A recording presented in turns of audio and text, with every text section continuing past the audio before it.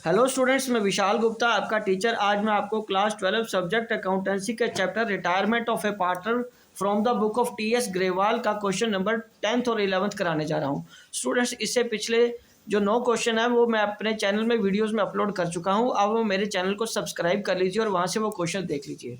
Students, ये book है class 12 की टी.एस. ग्रेवाल की अकाउंटिंग फॉर पार्टनरशिप का वॉल्यूम नंबर 1, जिसका एडिशन है 2021। ठीक है स्टूडेंट्स, तो इसका ये 10th और 11th क्वेश्चन है मेरे सामने।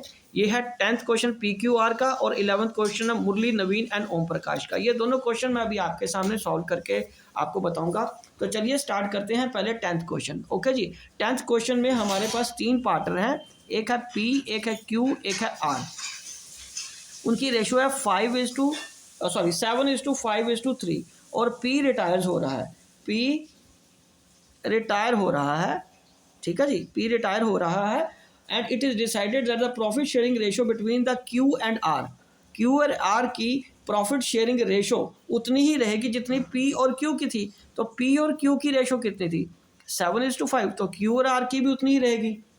ठीक है जी, बिटवीन P एंड Q के बीच जितनी थी उतनी ही Q और R की रहेगी।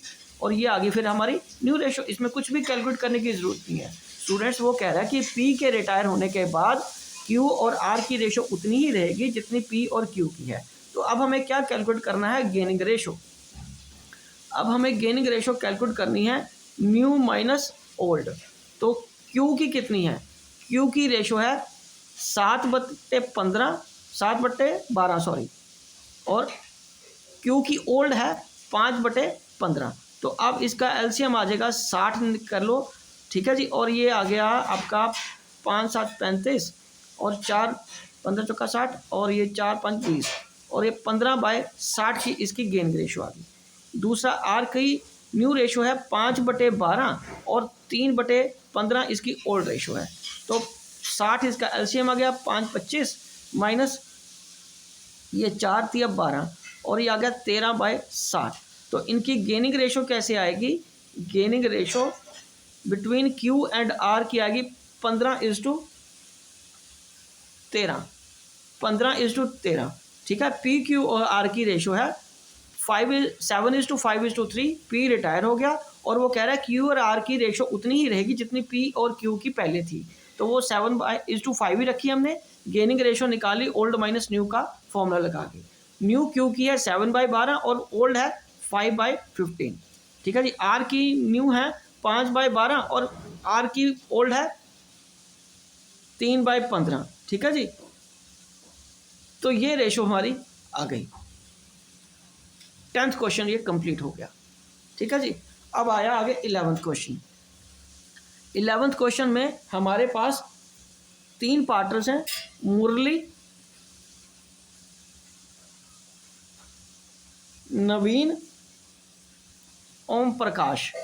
मुरली, नवीन और ओम प्रकाश 3/8, 1/2 और उसकी तीसरे की रेशो है 1/8। पहले तो हमें कॉमन डिनोमिनेटर करने के लिए इसको 4 से मल्टीप्लाई कर लेते हैं ना। तो 4 आ गया ये और ये 8, मतलब 1/8, 4/8 और ये 8। ठीक है जी, 7 ये आ गया ओल्ड रेशो। ये क्या बन गई हमारी? Old ratio. स्टूडेंट्स, ये उसका था 1/2, उसको डिनोमिनेटर नीचे 8 करने के लिए न्यूमरेटर और डिनोमिनेटर दोनों से मैंने 4 से मल्टीप्लाई कर दिया। ठीक है जी, अब ये हमारी ओल्ड रेशो आ गई। चलिए अब बात करते हैं। वो कह रहा है कि मुरली रिटायर हो गया।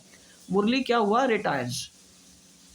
मुरली रिटायर हो गया और उसने सरेंडर किया है अपना, he surrenders 2/3 of his share for Naveen, Naveen के लिए and remaining share for Om Prakash. तो 2/3 उसको दिया तो 1/3 ही रिमेनिंग बचा ना। तो 1/3 किसके लिए आया? फॉर ओम प्रकाश के लिए। तो आप पहले क्या कैलकुलेट करेंगे? नवीन्स गेन, नवीन का गेन कैलकुलेट करेंगे कि मुरली का शेयर है हमारे पास 4/8 का 3/8 है उसका शेयर। मुरली का शेयर कितना? 3/8। मुरली का शेयर 3/8 है, उसका 2/3 कर लो तो ये इससे कट गया, 2/8 आ गया। ये मुरली का गेन आ गया और नवीन का। उसके बाद हमें क्या करना है, ओम प्रकाश का गेन कैलकुलेट करना है। ओम प्रकाश का गेन, अगेन मुरली का शेयर 3/8 है और उसका 1/3 से डिवाइड कर लेना हमने, तो ये करके 1/8 आ गया। ठीक है जी, ये किसका आ गया, ओम प्रकाश का गेन आ गया। तो अब क्या करेंगे हम, नवीन का न्यू शेयर कैलकुलेट करेंगे। नवीन का न्यू शेयर कैसे कैलकुलेट करेंगे, नवीन का ओल्ड शेयर है 4/8 प्लस 2/8, इसका 6/8 हो गया। ओल्ड प्लस गेन ऐड कर लो तो वो उसका न्यू शेयर आ जाएगा।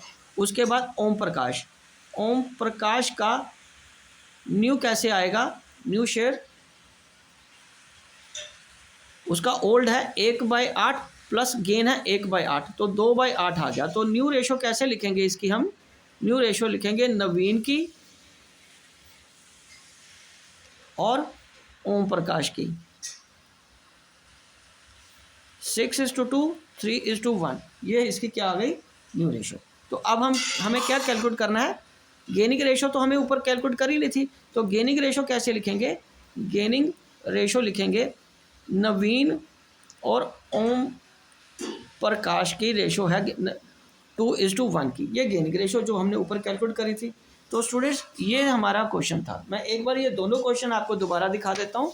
ये देखिए, तो पहले है 10th क्वेश्चन, उसकी रेशो है 7:5:3। पी रिटायर्स हो गया और उनकी रेशो क्यू और आर की उतनी ही रखनी थी जितनी पी और क्यू की थी, 7:5 आ गई। गेनिंग रेशो कैसे कैलकुलेट करेंगे, न्यू माइनस ओल्ड करके। तो क्यू का न्यू है 7/12 और क्यू का ओल्ड है 5/15, तो ये आ गया 15/60। उसी तरह आर का न्यू है 5/12 और ओल्ड है 3/15, ठीक है जी, और ये 13/60 करके ये रेशो आ गई। ओके जी, ठीक है। तो ये था हमारा 10th क्वेश्चन।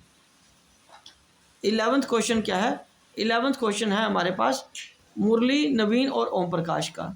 मुरली, नवीन और ओम प्रकाश का 3:4:1। ओम प्रकाश का 3:4:1 इसकी रेशो निकल आई। मुरली रिटायर हो गया और उसने 2/3 शेयर किसको दिया है, नवीन को, तो रिमेनिंग फिर 1/3 ही रहा ना, वो ओम प्रकाश को दे दिया। नवीन का गेन आ गया मुरली के पुराने शेयर का 2/3 और ओम प्रकाश का गेन कैसे आएगा, मुरली के शेयर को 1/3 से मल्टीप्लाई कर दो तो ये दोनों का गेन आ गया। नवीन का न्यू निकालने के लिए नवीन के ओल्ड शेयर में उसका गेन ऐड कर दो और ओम प्रकाश का न्यू शेयर में कैलकुलेट करने के लिए ओम प्रकाश का जो ओल्ड शेयर है उसमें उसका गेन ऐड कर दो तो वो उसका रेशो आ जाएगा। ये है हमारा न्यू रेशो 3:1 और गेनिंग रेशो है 2:1। ठीक है स्टूडेंट्स, तो इसी के साथ ये दोनों क्वेश्चन कंप्लीट होते हैं और मैं वीडियो भी यही कंक्लूड करता हूँ। आई होप कि आपको अच्छी तरह समझ आ गया होगा। आप अगले क्वेश्चंस के लिए मेरी वीडियोस देखते रहिए। ओके जी, डन।